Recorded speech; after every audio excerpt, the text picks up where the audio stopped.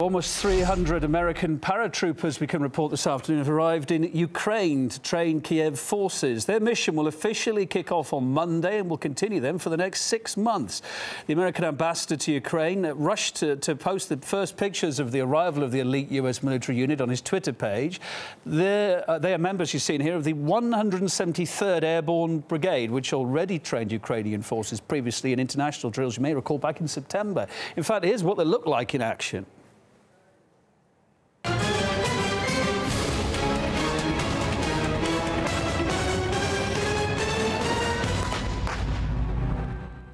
Well, here's how the goals of the US Airborne Brigade in Ukraine are being described.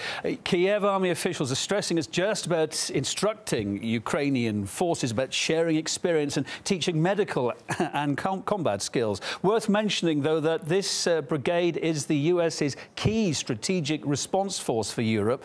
Within the past year, they've trained units also in Poland, the Baltics and Hungary.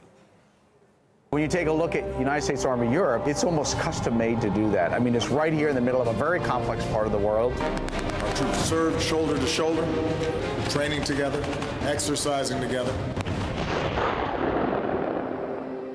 I want to give you a bit more about the recent history. The 173rd Airborne Division was formed during World War II, but is best known for its mission in Vietnam back in 1965, more recently in Afghanistan and Iraq.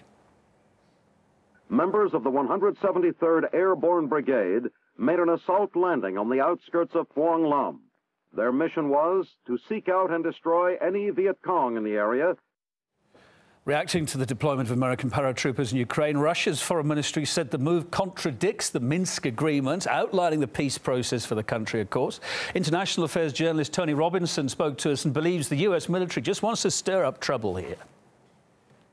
The military commanders who are moving the troops, it is a game.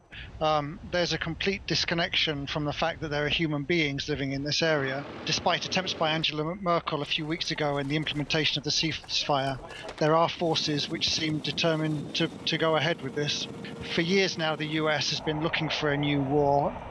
The US military budget is huge. Only this week, the Stockholm International Peace Research Institute quoted US military spending for 2014 as being, I think, around $610 billion. So what we're talking about here is a country, the USA, which wants a war. Well, there are more details on the US paratroopers mission in Ukraine on our site, rt.com, if you want to find out more.